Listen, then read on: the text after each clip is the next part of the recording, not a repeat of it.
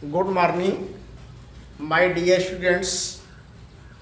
आज हम लोग क्लास 12 केमिस्ट्री चैप्टर 2 सॉल्यूशन में पार्ट 2 का अध्ययन करेंगे। तो देखिए बेटा, पार्ट 2 में हमें आपको पढ़ना है विलेयता। क्या पढ़ना है? विलेयता। विलेयता को पढ़ने से पहले हम आप लोग पढ़ चुके हैं बेटा विलयन के प्रकार। विलयन के प्रकार, तो विलयन के आपको जो है बेटा 9 प्रकार बताए गए थे। कितने? 9 प्रकार। तो 9 प्रकार के जो विलयन थे और उसके उदाहरण भी आपको जो है दिए गए थे। इसके बाद हम आप लोग इसी टॉपिक में या इसी चैप्टर में आप पढ़ेंगे बेटा विलेयता। विलेयता को हम आप लोग सॉल्युबिलिटी के नाम से जानते हैं बेटा, सॉल्युबिलिटी के नाम से जानते हैं। तो आप यहाँ यह बता सकते हो विलयन में विलेय पदार्थ की मात्रा, विलयन में विलेय पदार्थ की घुली हुई मात्रा ही क्या कहलाती है बेटा? विलेयता कहलाती है। तो आप यहाँ कह सकते हो बेटा किसी पदार्थ की वह अधिकतम मात्रा, किसी पदार्थ की वह अधिकतम मात्रा जो निश्चित ताप पर 100 ग्राम विलायक में घुल सकती हैं, उस पदार्थ की विलेयता कहलाती है। एक बार डिफिनीशन आप फिर से सुन लीजिए जिससे आप उसको आसानी से नोट्स कर सकें। तो देखिए बेटा, डिफिनीशन आप लोग ये बताएंगे किसी पदार्थ की वह अधिकतम मात्रा जो निश्चित ताप पर 100 ग्राम विलायक में घुल सकती है, वह उस पदार्थ की विलेयता कहलाती है। तो इसको समझने के लिए आपको यही बताया गया कि विलयन में विलेय पदार्थ की घुली हुई मात्रा को हम आप लोग क्या कह सकते हैं? उस पदार्थ की विलेयता कहते हैं। अब ये देखेंगे बेटा, इस विलेयता को समझने के लिए हम आप लोग पढ़ेंगे गैसों की द्रव में विलेयता। गैसों की द्रव में विलेयता, जिसे solubility of gases in liquid के नाम से जानते हैं बेटा। Solubility of gases in liquid. तो देखिए बेटा, आप यह बताएंगे कि भिन्न भिन्न गैसों की द्रव में जो विलेयता होती है बेटा वह भिन्न भिन्न होती है। भिन्न भिन्न गैसों की द्रव में जो विलेयता होती है वह क्या होती है बेटा? भिन्न भिन्न होती है। तो यहाँ आप लोग ये बताएंगे ऑक्सीजन जल में बहुत कम मात्रा में क्या होती है? घुलती हैं। ऑक्सीजन जो होता है, जो ऑक्सीजन क्या है? गैस है। जो ऑक्सीजन गैस होती है बेटा यह जल में बहुत कम घुलती हैं। जबकि कुछ गैसें ऐसी हैं जो जल में क्या होती हैं बेटा? विलेय होती हैं। उनका नाम आप बता सकते हैं, जैसे कार्बन डाइऑक्साइड और जल। तो जो कार्बन डाइऑक्साइड गैस है और हाइड्रोजन क्लोराइड जो गैस है, यह आप बता सकते हैं बेटा जल में क्या होती हैं? घुलनशील होती हैं। लेकिन आप यहाँ बताएंगे ऑक्सीजन गैस जो होती है बेटा यह जल में क्या होती है? बहुत कम मात्रा में घुलती हैं। और इस गैसों की द्रव में जो विलेयता आपको बताया जा रहा है कि यही बताया जा रहा है कि भिन्न भिन्न गैसों की द्रव में विलेयता भिन्न भिन्न हो सकती है। जैसे आप यहाँ बता सकते हैं बेटा ऑक्सीजन जल में बहुत कम घुलती हैं। इसके अलावा कुछ गैसें हैं जैसे कार्बन डाइऑक्साइड, हाइड्रोजन क्लोराइड, ये जो गैस है बेटा आप बता सकते हैं जल में घुलनशील होती हैं। अब देखिए गैसों की द्रव में विलेयता को समझने के लिए हमें आपको सबसे पहले पढ़ना होगा बेटा अवशोषण गुणांक। किन किन गैसों का अवशोषण गुणांक कितना होता है? तो यहाँ यह बता सकते हैं बेटा अवशोषण गुणांक के मान में जब वृद्धि होगी तो गैसों की विलेयता क्या होगी? बढ़ेगी। कहने का तो गैसों का अवशोषण गुणांक जितना अधिक होगा, जितना अधिक होगा वह गैस क्या होगी बेटा? उतनी ही अधिक मात्रा में क्या होंगी? विलेय होंगी, अर्थात उसकी विलेयता क्या होती है? बढ़ती है। तो तो आप यहाँ बताएंगे गैसों की द्रव्य विलेयता को पढ़ने के लिए हमें आपको पढ़ना होगा बेटा अवशोषण गुणांक। क्या पढ़ना होगा? अवशोषण गुणांक। तो अवशोषण गुणांक में आपको बताया गया क्या? अवशोषण गुणांक के मान में वृद्धि होने पर गैसों की विलेयता बढ़ती है। और आप देख रहे हैं यहाँ पर कुछ सामान्य गैसों के अवशोषण गुणांक 20 डिग्री सी ताप पर जलीय विलयन में भिन्न भिन्न होते हैं। 20 डिग्री सी ताप पर क्या होते हैं? भिन्न भिन्न होते हैं। देखिए यहाँ पर आप देख रहे हैं चार्ट बनाया गया है। इस चार्ट में आप देख रहे हैं कि गैसों के नाम लिखे गए हैं और उन गैसों के अवशोषण गुणांक भी यहाँ पर जो है लिखे गए हैं। तो देख रहे हैं बेटा जो हीलियम है, हीलियम का जो अवशोषण गुणांक है 0.009। अब इसके बाद देख रहे हैं नाइट्रोजन का जो अवशोषण गुणांक है 0.015।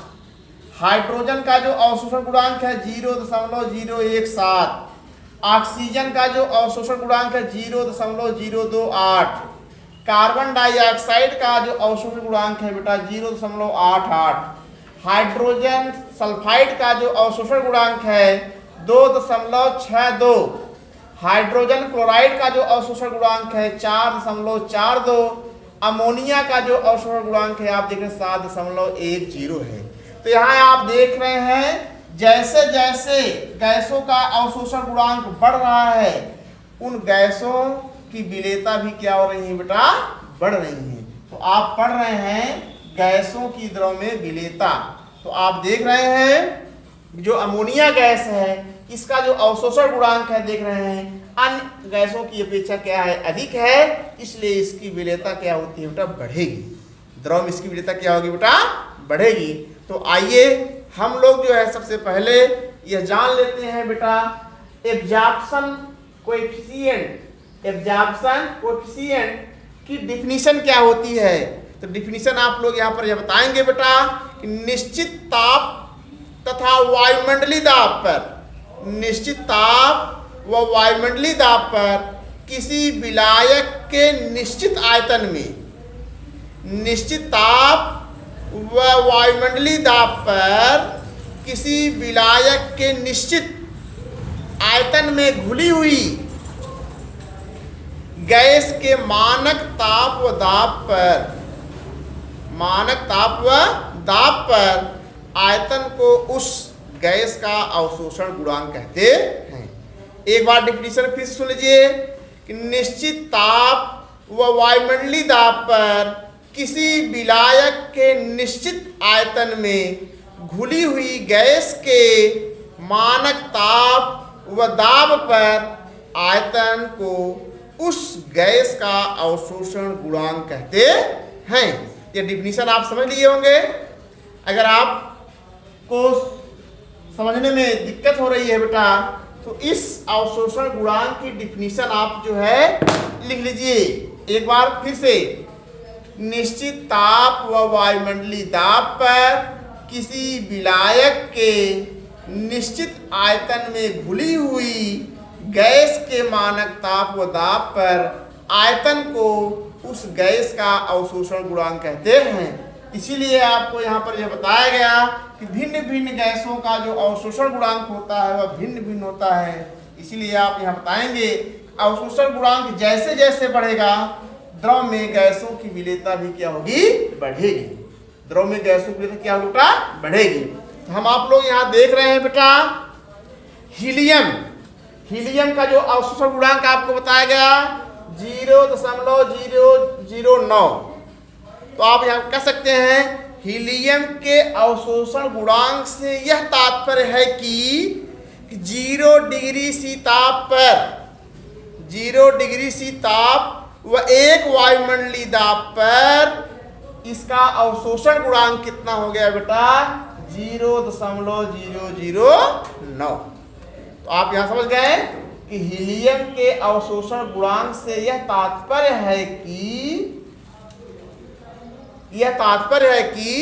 0 डिग्री सी ताप व 1 वायुमंडलीय दाब पर इसका जो अवशोषण गुणांक है बेटा कितना है? 0.009 है। अब ये देखेंगे बेटा, जब 0.009 ml है तो हीलियम गैस के 20 डिग्री सी ताप पर 1 ml जल में घुलकर विलयन बनाती है। क्या बनाती है बेटा? विलयन बनाती हैं।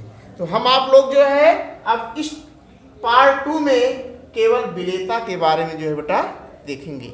तो आप यहाँ पर ये समझ गए होंगे बेटा विलेयता किसे कहते हैं।